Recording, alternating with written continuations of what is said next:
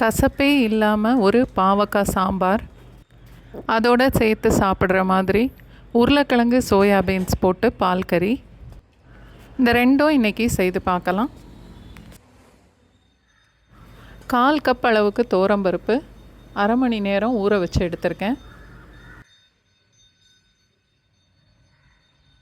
1/4 spoon மஞ்சத்தூள், medium சைஸில் ஒரு தக்காளி, 3 இல்லை 4 பல்லு பூண்டு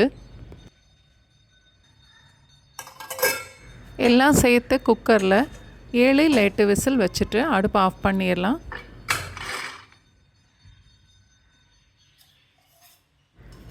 மூணு 4 டீஸ்பூன் அளவுக்கு எண்ணெய் சேர்த்துட்டு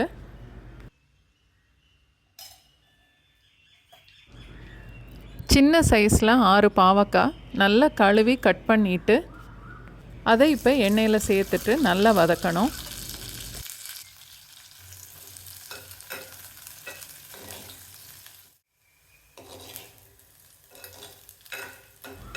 பாவக்காய் இந்த அளவுக்கு வதங்கினதுக்கப்புறம் ஒரு 10-12 சின்ன வெங்காயத்தையும் சேர்த்து வதக்கணும்.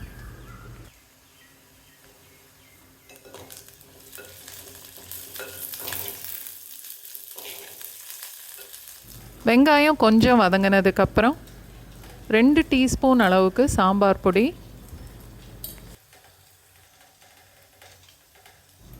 1 டீஸ்பூன் மிளகாத்தூள்,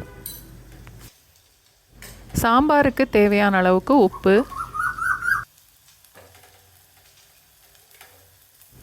எல்லாம் சேர்த்து நல்லா கலந்துட்டு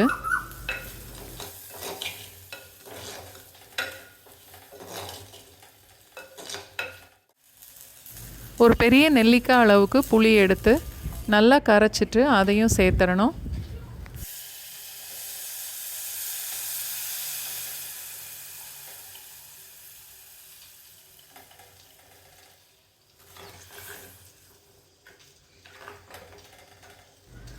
அதோட 2 டீஸ்பூன் அளவு வெல்லமும் சேர்க்கணும்.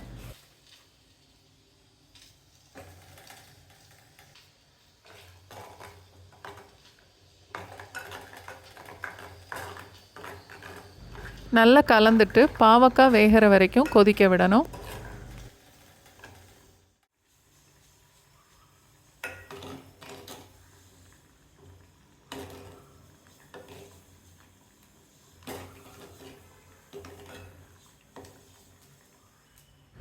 பாவக்காய் வெந்ததுக்கப்புறம் கடுகு, மிளகாய் வத்தல், 2 வெந்தயம், பெருங்காயம், கருவேப்பிலை தாளித்து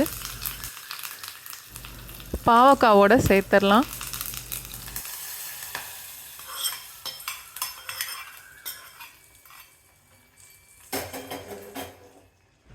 வேக வச்ச பருப்பையும் இப்போ சேர்த்துடணும்.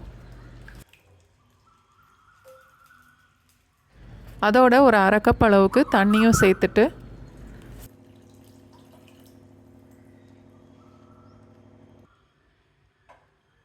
நல்லா கலந்து மூடி போட்டு ஒரு 2 நிமிஷம் வரைக்கும் கொதிக்க விடலாம்.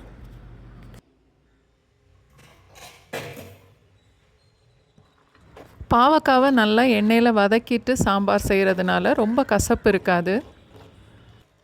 சாம்பார் நல்லா கொதித்து கெட்டியானதுக்கப்புறம் அடுப்பை ஆஃப் பண்ணிடலாம்.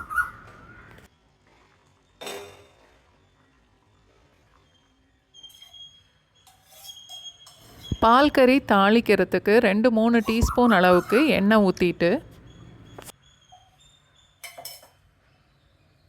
சின்னதாக 3-4 துண்டு பட்டை, 1/4 டீஸ்பூன் அளவுக்கு சோம்பு, 2 பச்சை மிளகாய் முழுசாக கீறி எடுத்திருக்கேன், பாதி வெங்காயம் நீளமாக வெட்டி எடுத்திருக்கேன், 2யும் சேர்த்து வதக்கணும்.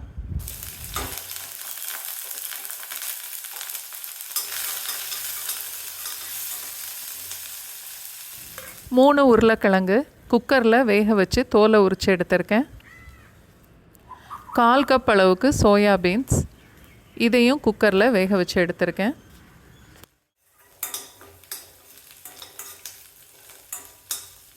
வெங்காயம் கொஞ்சம் செவந்ததுக்கப்புறம் வேக வச்ச சோயாபீன்ஸை சேர்த்துட்டு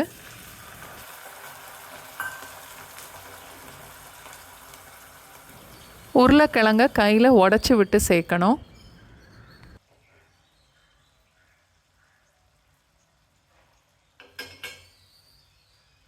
அதோட தேவையான அளவுக்கு உப்பு, பாதி தேங்காயிலிருந்து நல்ல கெட்டியாக பால் எடுத்து வச்சுருக்கேன், 1 கப் அளவுக்கு இருக்கும். அதையும் இந்த உருளைக்கிழங்கோட இப்போ சேர்த்துடலாம்.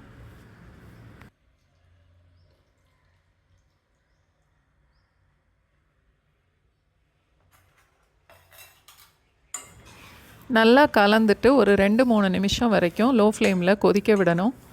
தேங்காய் பால், உருளைக்கிழங்கு எல்லாம் சேர்ந்து பால் கறி இன்னும் நல்லா கெட்டியாக வரணும்.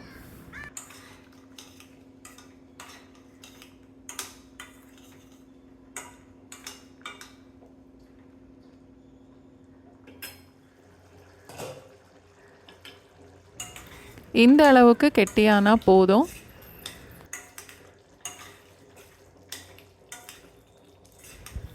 இப்போ இதை வேறு பாத்திரத்துக்கு மாற்றிட்டு கொஞ்சம் மல்லி இலையும் வெட்டி சேர்த்துட்டா பால் கறியும் ரெடி.